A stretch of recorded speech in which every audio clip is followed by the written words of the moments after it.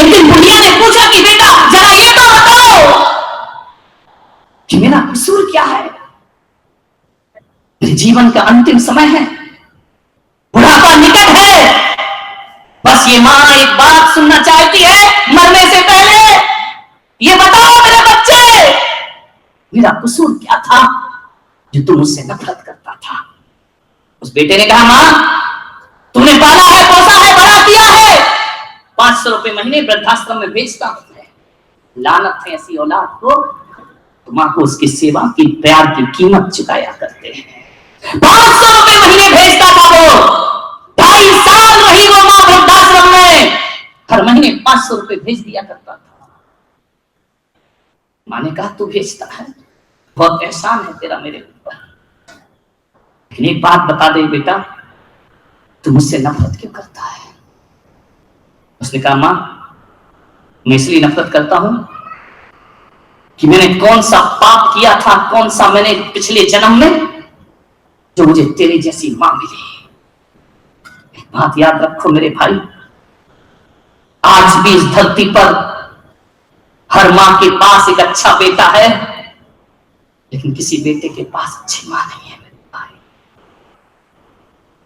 ने कहा मैं अभागा हूं, तुझसे पैदा हुआ, मुझ में क्या कमी है बेटा, तू सुंदर नहीं है, तू खूबसूरत नहीं है, तू देखने में अच्छी नहीं लगती है और इतनी बदसूरत है तू। एक तो तेरा रंग काला है, तू असभ्य है, तू गांव की रहने वाली है, तुझे बोलना भी नहीं आता है, कैसे बात करते हैं। और एक सबसे जो कमी रही तेरे जीवन की वो मुझे खटकती रही कि तू एक आंख से कानी है, तेरी आंख नहीं है। नादान औलाद, हमारा देश तो वो देश है जिस देश में हम लोग रहते हैं, यहाँ माँ की सुंदरता नहीं, माँ की ममता देखी जाती है, माँ का प्यार देखा जाता है। और मैं तो कहता हूँ माँ के प्यार से बड़ी सुंदरता दुनिया में कोई दूसरी। कैसा कहता है एक बेटा की मुझे शर्म आती है तुम्हारी शक्ल सूरत देखने में। मेरे भाई हम तो उस देश के लोग जहां पर नदियों को माँ कह के बुलाते हैं, हम तो उस देश के लोग जहां गाय को माँ कह करके बुलाया जाता है, हम उस देश के लोग हैं जो हमें अनाज देती है उस धरती को धरती माता कह करके बुलाया करते हैं, और जो हमें पानी पिलाती है उस नदी को गंगा मैया कह करके हम बुला लिया करते हैं। मान्यवर ध्यान रखिए, और जो हमारे कल्याण में कारण बनती है, अरे कागज पर लिखी इबारत को हम लोग जिनवाणी माता कह करके बुलाया करते हैं। क्या सुंदरता देखना माँ की, माँ सुंदर नहीं है, माँ का बोलना नहीं आता। अरे नादान तुझे बोलना इस माँ ने सिखाया था। अरे जब बच्चा बड़ा होकर माँ को चुप करता है ना, तो ऐसा लगता है इसकी जुबान गल के गिर जाना चाहिए। जिस माँ ने बोलना सिखाया उसको चुप कहा करते हो। क्या उस माँ ने कहा बेटा कोई बात नहीं, समय बीता, वक्त बीता, आज ये हालात है घरों में। एक लड़का ऑफिस से आता है, दफ्तर से आता है, दुकान से आता है, सीधा आता है अपने कमरे में चला जाता है, टीवी देखने बैठ जाता है। आज घर में सब कुछ दिखता है, आज मैं तुम्हारे घरों में जाता हूं, 70% ऐसे घर हैं जिस घर में नौकर होते हैं, चाकर होते हैं, पत्नी होती है, बच्चे होते हैं, उस घर में मां। मैं पूछता हूं कि मां कहां है। एक आदमी के घर में आहार करने को गया, क्या देखा मैंने, 5 मंजिल का मकान, 5 मंजिल के मकान में 20 कमरे। मैंने उस आदमी से पूछा मेरे भाई कितने लोग रहते हैं इसमें। तो इतना होशियार आदमी, उसने मेरा आहार 5वीं मंजिल पे कराया, 20 कमरे कहां चढ़ाया 5वीं माला पे। मैंने कहा भाई तो इतने ऊपर लेके क्यों आया, आहार भोजन तो नीचे भी हो सकता था ना। बोले नहीं महाराज, यदि आप नीचे आहार करते तो मेरा घर कैसे देखते, घर तेरे की आठवीं। मैंने कहा जो तू घर मुझे दिखा रहा है, इन घरों को संत लात मार के आता है, ध्यान रखिए, तब जाकर वो संत हुआ करता है, सन्यासी हुआ करता है। मैंने कहा एक बात बता, ये घर घर नहीं लगता मुझे, बता तेरी माँ कहाँ है।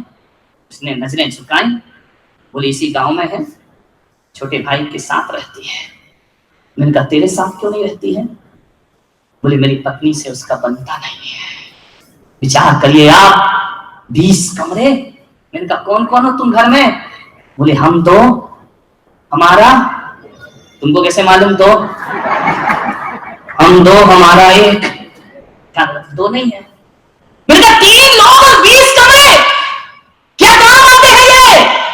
बोले जरूरत तो हमें कुछ नहीं है, लेकिन जब से पड़ोसी की 4 मंजिल की बिल्डिंग बनी है ना, तब से सीने में आग लगी थी कि हम 5 मंजिल की बना करके। एक विचार करिए। मैंने कहा तेरे घर में मां नहीं है? बोले नहीं, बनती नहीं है। मैंने कहा तेरी मां से नहीं बनती हो, पत्नी से? बोले वो अर्धांगिनी है, आधा। मैंने कहा एक काम कर, तू ड्रेसिंग टेबल के सामने जा और वहां देख पत्नी अर्धांगिनी कैसे है। पैर के नाखून से लेकर सिर तक देखना, इस शरीर के निर्माण में पत्नी का क्या सहयोग है।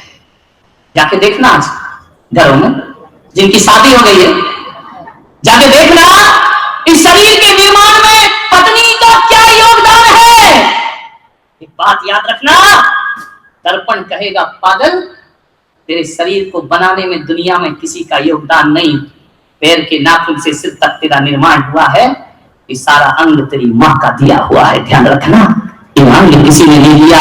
एक बात याद रखना, आज मैं पूना में कहता हूं, पत्नी यदि अर्धांगिनी है तो मां सर्वांगिनी हुआ करती है, वह सारे अंग की निर्माता हुआ करती है। मां से बड़ा कर, मां ने पूरा शरीर बनाया। मां बहुत दुखी थी, खून के आंसू बहा रही थी वृद्धाश्रम में बैठ करके। या यही दिन देखने को मैं इस धरती पर थी। एक दिन उस बेटे को ऐसा लगा, ना जाने क्या हुआ, किस संत की सभा में चला गया, किसका उपदेश सुन लिया, किसका प्रवचन सुन लिया, उसके सीने पर चोट लगी।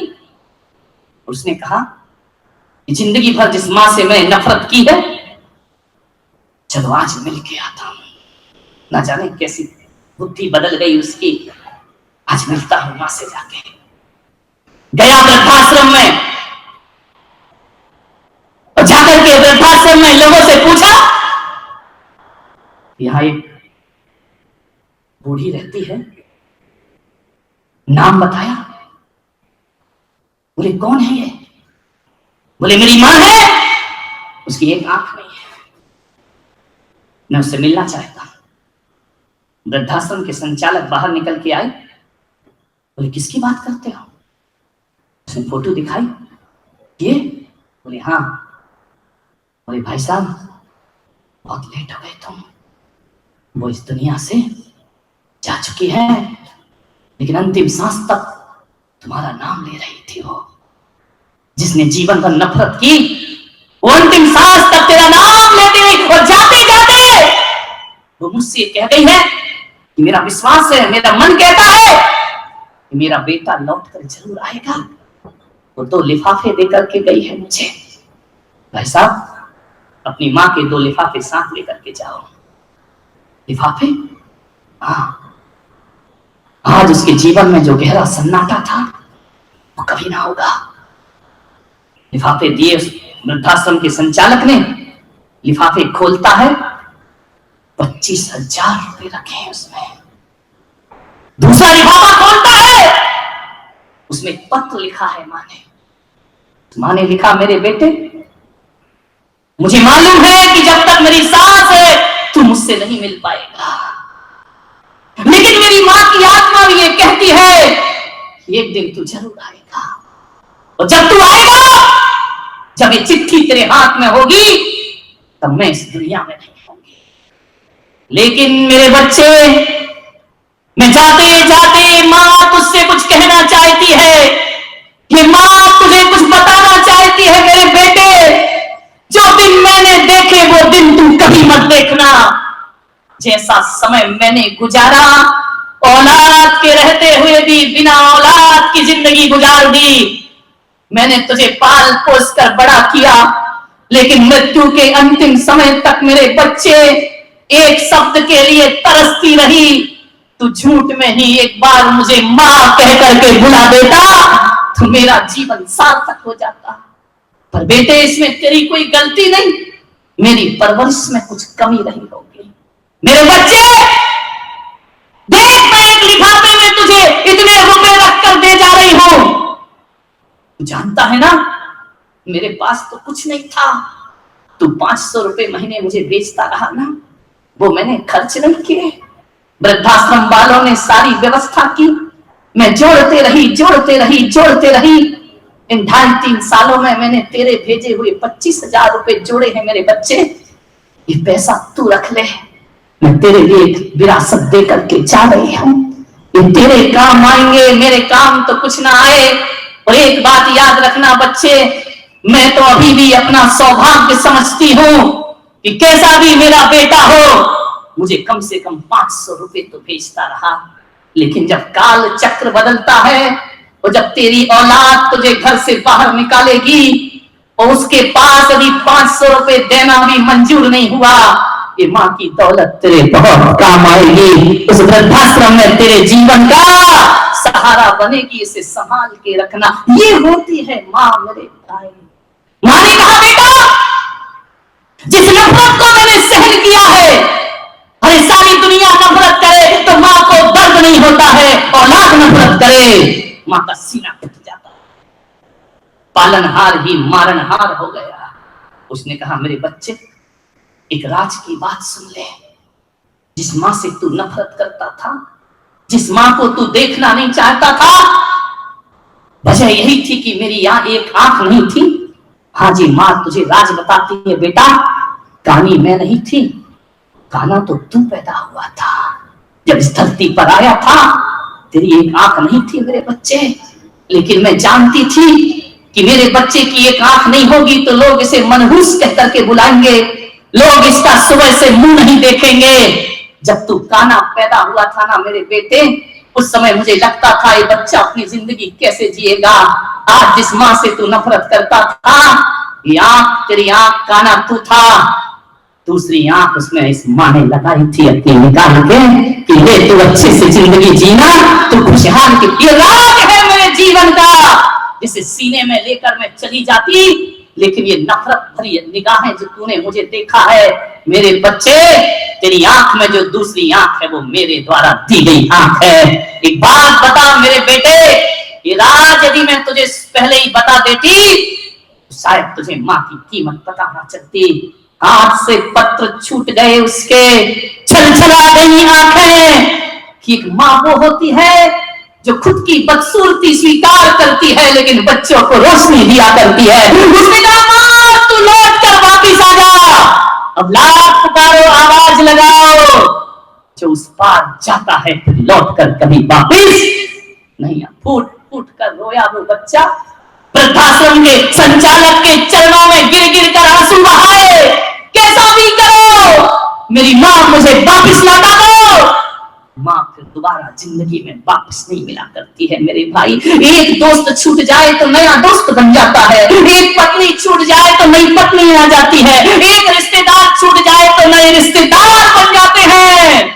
लेकिन माँ बाप छूट गए तो दोबारा फिर कभी माँ बाप मिलते